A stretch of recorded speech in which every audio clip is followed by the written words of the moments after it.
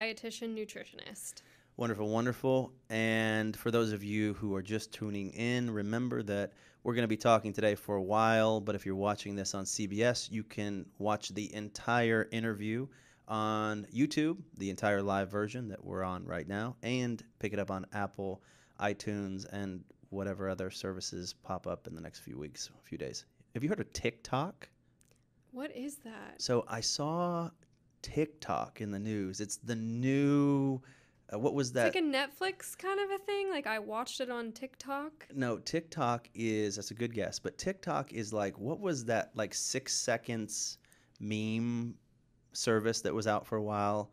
Where you Vine. Vine. So TikTok is the new Vine. Why do we need a new Vine? I don't know. What happened to the old Vine? I- So I'm not sure. So if you're out there watching. Instagram stories happen. Instagram killed them all. But again, if you're watching right now on CBS, you can watch the entirety of this interview on YouTube live, or you can watch us on and see the entire broadcast on Apple iTunes. So Megan, how's it going? What's going on in the world of diet and nutrition? What are you seeing happening right now? Saving lives through food every day. Saving lives through food. Is that on the website? No. Okay, you just not made on that the up right now? website. I think the website is Real Nutrition, No Pills Necessary, something like that. Okay, I like it.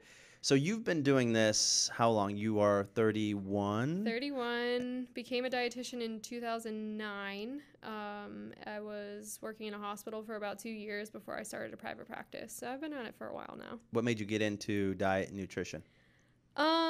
Going back to high school, I thought I wanted to be a senator, so I went to school for political science when I first started, and I got into a scholars program where you lived with all people of your same major, so everyone was either in politics or law, and I realized about a semester into school that was not what I wanted to do. I want to be a senator. That's interesting. That's what I wrote on all my applications, and that's probably why I got a scholarship, because people were like, she's going to change the world and be a senator. That's amazing. And then I realized it was a lot of asking people for money. It was a lot of who you know. And I just first semester out of school felt super behind because I didn't have that family background. I didn't have the money background. And I realized that's just not where I wanted to be, what I wanted to do. Even all of our classes were together. So our English class was based on politics. So it was very intense, but I'm lucky that it was, because it made me realize that's not the world that I wanted to be in. And I literally printed out a list of majors that Ohio State had and was either highlighting yes or crossing them off. And my roommate at the time was like, why don't you do something with nutrition? That's what you're interested in. Because that's what I was always reading about and talking about and doing in my free time. But I didn't realize that was a career. I thought it was just kind of... Jillian Michaels was like the only person that I ever knew that talked nutrition. So she was the Biggest Loser trainer. And I thought, that's not a career. She's just lucky. She's on TV. And then I ended up meeting with a counselor, and he's like, oh, no, this is an actual job that people do. And once I realized that, I never looked back. And I knew that was what I was interested in. I got lucky that what I love is an actual career. So you see people every day who are trying to get healthier, trying to lose weight. What's the number one motivation that brings someone to your offices to want to talk to you about diet and nutrition? What's the number one motivating factor that to someone who calls you or emails you for a consultation? Losing weight. Losing weight. For sure. Mm-hmm. So it would be, I want to look better, or is it I want to feel better? What drives people? People like to tell me that it's not about weight. So they'll say, it's really about my health. It's not about my weight. But then they'll also tell me what their weight loss goal is. Like right away, like 3 seconds in? So for most people, it's increased energy. Like they're not feeling great for whatever reason. They're feeling sluggish. They're not feeling like they're living up to their full potential. They maybe have a performance goal, like I want to run a 5K, or I want to run a marathon or do a triathlon, or maybe they've started CrossFit or Orange Theory or something like that, something that's made them realize, oh, I should start paying attention to what I'm eating here. Or maybe they've had some kind of a lab result come back that's not optimal, and they get scared and they think, okay, I guess it's time for me to start looking at what I'm eating here. But a lot of people are driven by weight loss and how they look. Yeah. It's interesting. You and I did a little conversation before the show about all kinds of things that we found interesting in this genre. One of them was just the idea of fat shaming. That's a term that's used a lot. And, controversial because we're seeing more and more people who are heavy in America, just statistically heavy, and heavy in a way that is just not healthy.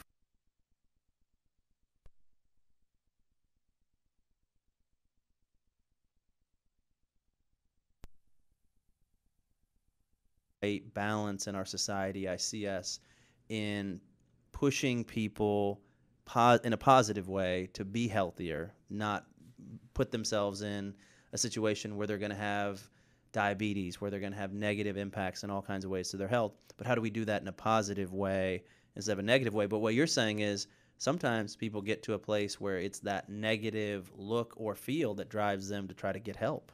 Absolutely. And, I think with that fat shaming movement, what we've got to ask ourselves, instead of like getting into the, you're fat, saying things like that to people, I want to look more at, well, how do you feel? If you don't feel good and you can't fit in your pants anymore, why is that? Are you sitting at a desk all day? And is that leading to your health not being optimal right now? Is it not necessarily looking at someone like, oh, your nose is too big or you're too short in that kind of a way, but more of a, what are the things that are contributing you to be at this weight? And is this your natural weight that your body wants to be at? So I think with the health at every size movement, I want people to feel good about themselves, and that's my job. I ask people, how would you rate your confidence level? That's one of the first questions that I ask, and most of the time it's, 1, 2, 3, or 4. It doesn't really get much higher than that usually when they first come in to see me. And then I'll ask that question later on down the road, and if it's higher, that's how I know I'm doing my job. Whether they've lost 20 pounds or 2 pounds, if their confidence level is higher because they have a plan and they know what they're doing now, then I'm reaching my goal with that person. And then once they realize, when I go back and tell them, do you know what you said the first time? You said a 1. And they're like, oh my gosh. And that's what brings tears to my eyes and their eyes when they realize I was in a really low place, but because I've changed the way that I'm eating, or because I have this plan, or because I'm sleeping better, I feel so much better. Now, when you get into that health at every size movement, I think the problem that I have with that is I know where I am right now, if I start eating like crap and I stop exercising, I'm going to gain weight. And that weight gain is a symptom of the unhealthy things that I'm doing. So that's my body telling me. Tequila and pasta. That's my body telling me you're not doing something right. So I think when we say, oh no, let's not look at that as a factor here, then we're ignoring that symptom that our body is trying to tell us that something's up here and you need to change. I have a scale in my bathroom by the shower, and I got to tell you, I have a routine. I'm a pretty routine person where I will get on that scale probably every morning, right when I wake up, just as a habit. It's habitual. But I find myself not getting on that scale at certain times. And those certain times are definitely times. After Thanksgiving. Definitely times, yes. Like after Thanksgiving, after I've not done the things I know, or I've done things I know are going to make me gain weight or feel worse. And so I don't want that information. And I won't get on sometimes if I don't think I'm going to see the number I want to see, or I feel like I haven't been doing the things I need to do. Sometimes I will shy away from that scale. So I get it. I get the idea that we're trying to figure out in our society how to have a conversation about what appears to be an incredible health challenge that we have. A lot of folks heavier than we've ever been as a society, but at the same time, we live in a society where if sometimes political correctness or whatever it might be, you won't help people by shaming them, by pushing the negative on them. So I think it's a challenge, but I think it's interesting that you're saying people come to you because they're not feeling good, but they're also not looking good, and weight loss is a driver that can help motivate them to be better and to be better as far as being healthier. And they have to be ready for that change. That's the key thing. They have to reach out to me. I can't go into a room and say, hey, you all need to see a dietitian. Come see me. That's not going to do anything for that person if they're not ready to reach out for the help or realize that they need the help to be able to do so. me shaming them in any way isn't going to shame them into change.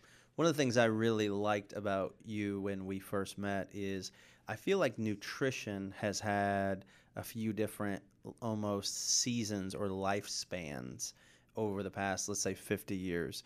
There was this entire movement, I want to say in the 80s, you know much better than me, this is your field, where it was all about low calorie, and it didn't really matter, low fat, low calorie, Yeah. and carbs really didn't matter. It wasn't even something that was discussed.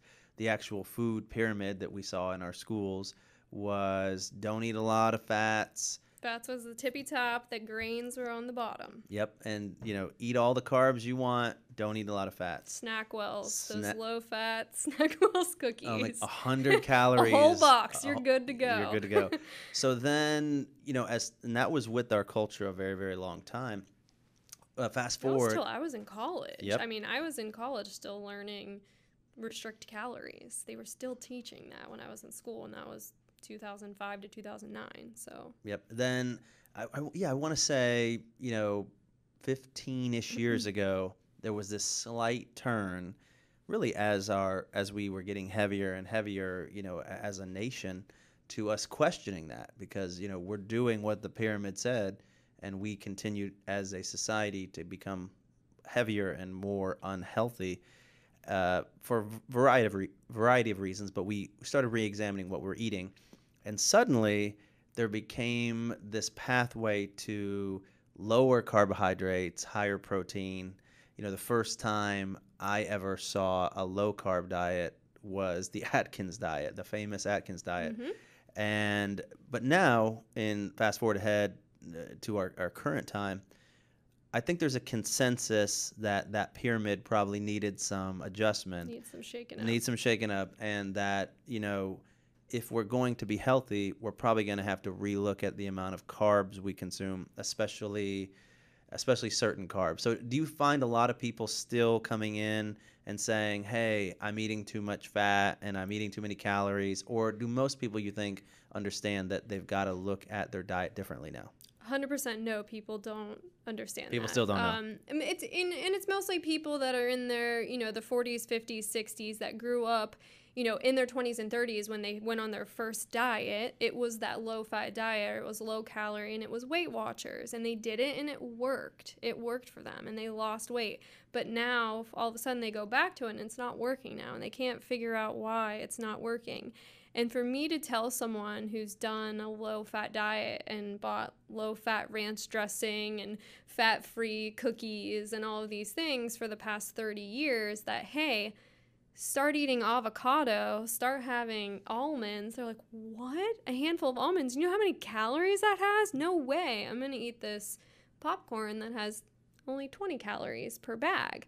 But that's not fueling their body in any way. And so, yes, it's definitely a challenge to switch their brain to thinking, what does fat actually do in the body? How does it fuel my body? And why is it going to help me feel more satisfied? Because fat is the only thing that can send that satisfaction signal. You don't get a satisfaction signal from popcorn, from carbohydrates. That's why you can eat an entire bag of popcorn and still feel like, I could eat again pretty soon.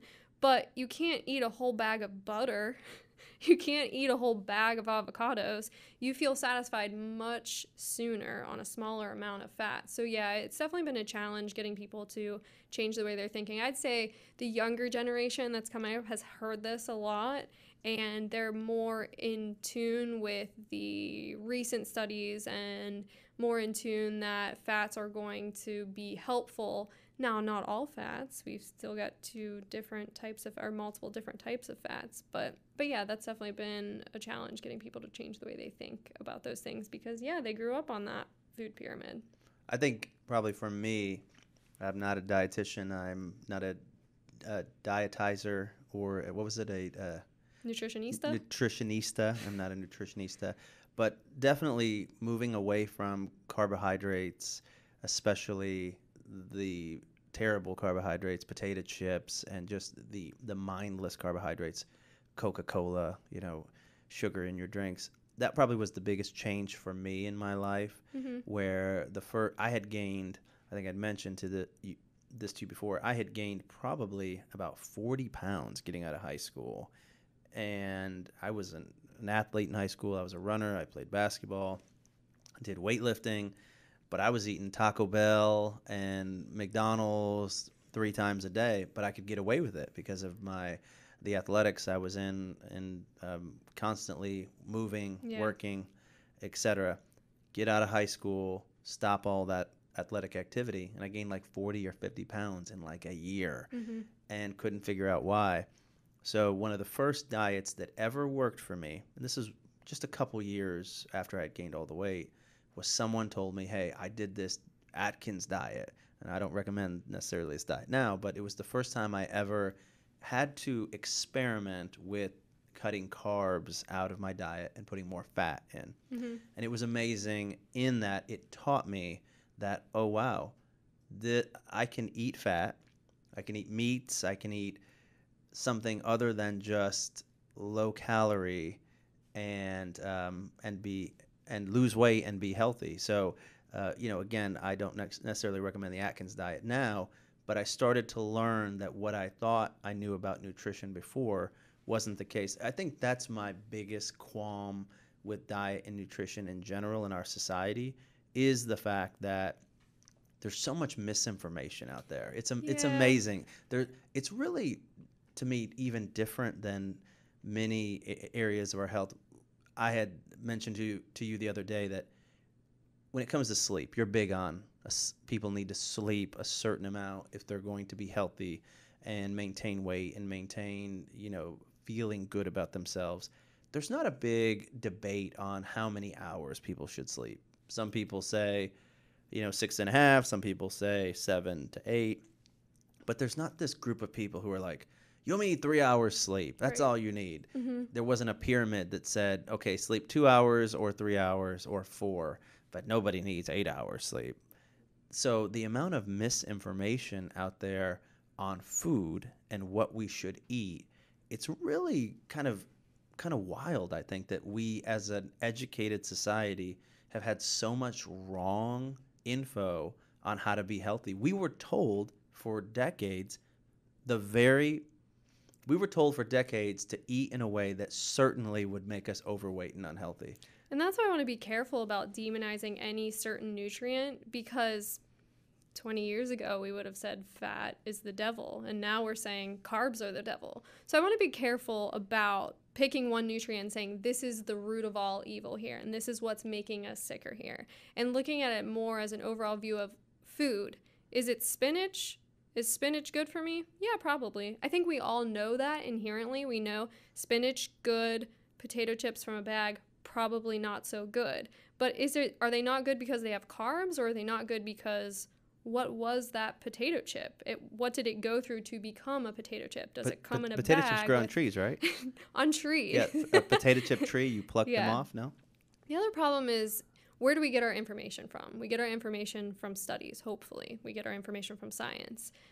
Nutrition science is very hard to do.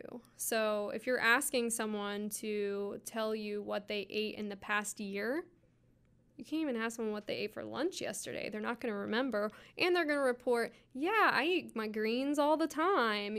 They're not going to report accurately. So recall studies and saying this population that eats more of this happens. Those are really hard to do, and you can't take someone, put them in a room for a year, and then feed them and see what happens. That would be very expensive, and no one's going to do that. One of the things that you always preach when we talk is the idea that you want to look at each individual and create a strategy that works for that person, and that every person is different. And I just hated when you said it the first 5 times. I know. You really want everyone to be on this one thing that's going to work for everyone. I wish terrible. That existed. It doesn't.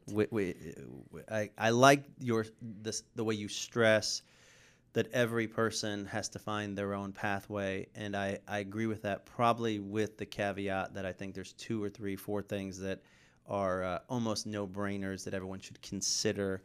But even those things, there are exceptions. I did the 23andMe test a few weeks ago, got the results back, and I've always been a low-carb person, or I've done low-carb in some way for now 15 years. And now I do, low carb. I do intermittent fasting, which you've done before, and tequila. Those are only. I mix in a little alcohol with it, which you should not necessarily do, but I do. But I would say I've done that a lot of years because carbohydrates and me just do not get along. And I think you knew that before getting any 23andMe genetic test. You already knew that because you were following that way because you found, hey, I feel better when I'm not eating a ton of carbs. I took the 23andMe test, and it came back with all of these different health and nutrition, DNA, DNA information. And it told me, one of the things it told me was that I have the DNA variant for celiac disease. Fascinating to me because it said, hey, maybe my body uniquely doesn't process carbs in a way that's different than other people. So I totally have come to the place where I like everyone has to find their own pathway, but most people's pathways are probably not going to be Coke and cotton candy and potato chips. As you've talked about before, and you've stressed this to me a lot, people want to think about where their food comes from. Exactly. Where did Coke come from? Tell me how that was made. If you can figure out how that was made, I'll be really impressed because I don't know where that came from or what it started as. So if you can look at something on your plate and say, I know what this was when it started, I know how it was grown, or I know what it was fed, and I know where it came from, that means you're automatically going to be on a good path, no matter what that is. So rather than looking at the carbs or the protein or the fat or the sugar or the fiber and all these numbers that you can get obsessive over, what does your plate look like? Where did it come from? So for the average person out there, when you walk in a grocery store, look at buying fresh fruits and vegetables. Those came from the ground, right? I mean, absolutely. This is no-brainer 101, but look at buying fresh fruits, fresh vegetables. But then also the idea of getting meat. You are someone who consumes meat. And so talk about meat a little bit. There's a lot of conversation around people that say we shouldn't eat meat, meat's bad for you. But you've done even the carnivore diet before. Yes. And the vegan diet. I've done both. And the vegan diet. So talk for a second about talk to me for a few minutes about your experience with the carnivore diet. Okay. And I want to be clear, I'm not doing these diets to advocate for them in any way. Doing them as an experiment. So when people come into my office and ask me, hey, what do you think about this carnivore diet? I can speak to them from a place of not only education, but experience as well. And I think it really helps me to relate to the client a lot better when I can say, hey, I've actually tried this. This is how I felt. This is what happened to me. Not, no, just eat a balanced diet. Because a lot of professionals will just say, no, that's a diet. It's a fad. Don't do it. But I can actually speak to them from experience. Now, let me explain this to a few folks out there who might not know it. The carnivore diet is a diet you've tried, and it's a diet of all meat. And when I say all meat, that is it. You can't eat anything but meat. No vegetables, no fruit, no greens, no potatoes. No butter? No nothing. No nothing. Nothing. Meat only. Meat only. Now and you did that for 7 days. 7 days. Now this diet became famous of late because an internet sensation, a guy by the name of Dr. Jordan Peterson, he and his wife, his daughter Michaela, not his wife, his daughter, they did this diet and they had tremendous health benefits from it. She had said, I had heard her on a podcast talk about how she had some serious... She had rheumatoid arthritis, she had hip surgery, knee surgeries, she had depression, she had all kinds of autoimmune conditions. And this carnivore diet where she began to eat only meat had tremendous, real tremendous benefits to her. So you were on this diet 7 days. What was your experience like? Immediately lost about 5 pounds in the first day, which happens because when your body gets rid of carbohydrate, it also gets rid of the water that you use when you digest carbohydrate. So that's neither good or bad. It's just a function of your body. For every gram of carbohydrate that you eat, your body has to take on water to help with that digestion process. So I immediately got rid of that. So you start feeling good after the first day because you're like, oh, I can I can see my abs now, like my biceps are popping out a little bit. You've just gotten rid of water. That's why bodybuilders the day before a competition will restrict carbohydrate, because it makes them look leaner. So I felt that the first day. I got sick of it very quickly because I'm not the type of person that's like, yay, steak every day. I like the sides. So I think by the end of the day, every day, I'm like, I just don't want to eat anymore. So it really was more of a restrictive diet for me. I probably ate 1,000 calories or less every day if I was counting calories, because you can only eat so much beef. And when you don't have anything to go along with it, I mean, what do you eat for a snack? I didn't have snacks anymore. Because you couldn't even eat like beef jerky, because that's not... Well, most of the time there's sugar in beef Correct. jerky. Sugar, nitrates. Yeah. So the real carnivore diet, it's meat, Straight up. and more meat. I did go to a sports bar on the Sunday when I was doing it, and had chicken wings. But that was like the only thing that I could do. I felt like I couldn't go out with friends. I had people over at the pool. I was making them cocktails. I couldn't drink. It felt very restrictive to me. And I mean, I had some good steaks, but at a point you just kind of get sick of eating steak. And you only did it 7 days. You said to me when I had asked you about the carnivore diet that you also didn't use the bathroom for 5 days. Yes. So in 7 days, I used the bathroom twice. In 7 days. That's not a lot. But the crazy thing about it was, normally, if I was following just eating regularly, and that had happened to me, I would feel extremely bloated, uncomfortable, and it would be painful. But during that process, I didn't feel that at all. I never got that bloated, distended feeling. I didn't feel like, oh, I have to go and I can't. It just didn't happen for me. I think a lot of that is you take a lot of the fiber out of your diet, you take a lot of the bulk out of your diet. You don't really have anything to eliminate. I love that you said the day that you went off the diet, you ate a salad, and you said your back started hurting. Yes, it really messed with my head. Which then Jordan Peterson and Michaela Peterson's voice ringing in your ears. See this vegetarian... They're poisoning you the poison of lettuce and tomato. So, but Yeah. your back hurt, probably, I think it's psychosomatic. I think you were like, feeling the smallest bit of pain. Broccoli, no. I'll tell you this. The idea of a carnivore diet for someone like yourself, the idea of an Atkins diet, the Atkins diet's very similar to the carnivore diet when you start it. It is no carbs, ketosis, and you are just, you're going to be very close to all meat with some cheese on an Atkins diet.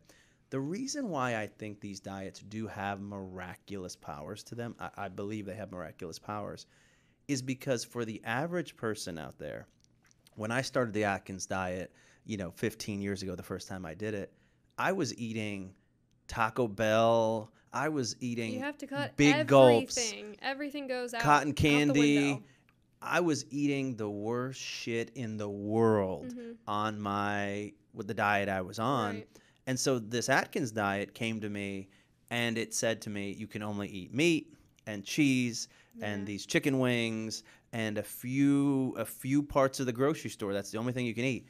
So instead of just saying eat better, which you're like, what is that? What does that mean? What does that mean? I don't know. But if you say I can only eat these things, then everything else goes out the window. Yep. So for a person like yourself, a carnivore diet or an extreme diet of this type, it's not going to have that much of an impact because you're already eating great. You're already eating, so much about nutrition, so much about diets that it's not going to have that much of an impact. But for a person like I was 10, 15 years ago, the average person out there that might come to your clinic, all of a sudden you're going to put them in this incredible restrictive place with food where it's not about what they're now eating that's really probably transformational. It's about what they're not eating. Exactly. It's addition by subtraction. So again, I'm not against the carnivore diet. I don't know how anybody could do that for a lifetime or a lifestyle. Ultimate elimination diet. So if there's anything that's causing any kind of inflammation in your body, it's gone. It goes away, and it's so extreme that people will see these big differences, and then they think meat is this miracle food now that I need to only eat meat. I don't necessarily think that that's true. I think it's, like you said, it's by process of elimination. You feel a lot better because of what you're not eating. And also, you're going into, calorie restriction just naturally because you can't eat crackers and you can't have the cookies and you can't have whatever the person at work brought in for a treat today. You can't have that. So I'll tell you another reason why I'm a fan of someone trying the carnivore diet. Again, words are important. I'm not promoting the carnivore diet as a lifestyle, but I would say when someone tries the carnivore diet, or they try a low carb diet, or they try the Atkins diet, having them for a few weeks see that they have a power to change their body by changing what they eat, I think there's something very positive to that. Again, especially if you're starting with no nutritional knowledge, but for very few people do I think there will be the health benefits that a Dr. Peterson or Michaela Peterson got. But for someone like that, I also don't knock the results they got. Exactly. Because they obviously had some medical condition that then had was a viable alternative to them, and it helped them. I would say Alex has given us the cue that we talk too much. But I would say this, though. The idea that the average person out there begins to understand that there are some fundamentals to their diet that can change their life. I do think that's important. And, we talked about how this is really a conversation that we're struggling to have as a society right now, that we're really struggling to have a conversation about any bedrock parts of nutrition. It seems like there's information overload, and the average person out there just doesn't know what to do. You've heard eggs are good. You've heard eggs are bad. I mean, the next day there's a different article that comes out that says this will kill you. Kale will kill you. Kale is the best thing ever. So people are confused. So if you had someone come into your office, what's 3 things you would tell them to do to really look at health, weight loss, to impact their lives? What's 3 areas or 3 specific things that the average person out there listening, not a bodybuilder, not someone who's really looks at their health and nutrition every day, what can the average person do to really transform their health, lose weight, look better, feel better? What would you recommend? The first thing I would ask is, where's your food coming from? Are you eating out for breakfast and lunch every day and then picking up something on the way home for dinner?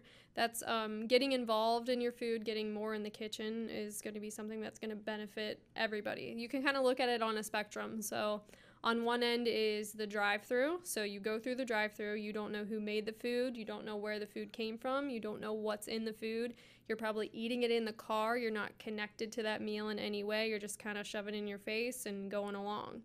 And then on the other end is Farmer Joe. He's got his own cows who he raises in his own pasture and drinks from his own well. He has his own vegetable garden. And any processing that happens with his food happens in his kitchen. So he knows everything there is to know about his food. And maybe just ask yourself, where are you on that spectrum? So maybe you didn't go through the drive-thru. Maybe you walked into a place like a Chipotle where you can make more decisions about your food. Maybe you can choose the brown rice instead of the white rice, and maybe you can throw on some extra veggies and throw on some avocado. So you're a little more involved in that process than you were going through that drive-thru. But then maybe the next step would be to go into a grocery store and pick up some ready-made items that you have to assemble at home. And maybe the next step to that would be growing some herbs on your windowsill. So how involved are you in that meal that's on your plate right now or in your lap right now, and how do you get more involved? So I think everyone can ask themselves that question. Another thing I think that everyone can do is eat more greens. Okay. Eat more green things. That's not going to hurt anybody to eat more vegetables. And then the other one I want to say, even though it's not nutrition related, is sleep. You talk about that a lot. I talk about that a lot because, and I didn't know this was important at all when I went to dietitian school. I didn't know this was important, but in working with clients, I see they're doing everything right. They're eating well and they're exercising, but if they're not sleeping and their stress level is through the roof, they're not seeing the results that they want to see and they're frustrated. Alex, our producer, said today when I came in that I was looking sexier than ever, and I think a lot of that has to do with the fact that I'm You got sleeping 9 hours more. of sleep? I got 8.5 hours of sleep. Alex is like, Andre, Yes. you look sexy, beautiful, and thin, and handsome as a mofo. And I said, Alex, I think it's like more than 7 hours sleep for once in my life. So It's so funny. People will say, like, my energy level is low, and they tell me I want to eat better so I can have more energy. But then when I ask about their sleep habits and they tell me they're getting 4 or 5 hours of sleep, for some reason they haven't put two and two together that they're tired because they're not getting enough sleep. They're not tired because of what they're eating. Sure, your food can affect your energy levels, but the thing that's going to affect your energy level the most is not getting enough rest. yeah, I used to have someone I knew, kind of a mentor to me, who used to say, sleep is for wimps. Like literally, when I was younger, sleep is for Yeah. wimps. And no one, this gentleman used to say, no one needs more than 4 hours sleep a night. Yikes. And He definitely had Adderall in his life. no, he died young. He did. Great guy, but he was taught sleep is not necessary. And so for a lot of my life, I purposely didn't sleep enough. I'd sleep 4 hours, 5 hours, 6 hours. Only in the last probably couple years of my life, in the last year specifically, have I disciplined myself to sleep.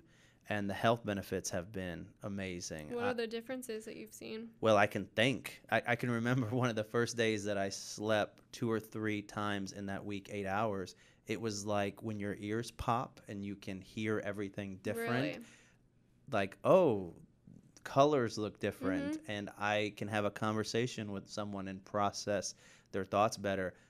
My mind was not working the way. And you didn't know that because that was your No. normal. No, and there wasn't enough Red Bull around always to get me back to level out. Yeah. Shout out to Red Bull. Big fans of Red Bull. But, sleep, learning how to sleep was a huge part of. How did you go about that? How did you change those habits? Did you have someone teaching you that, or you were just, I'm just going to sleep more?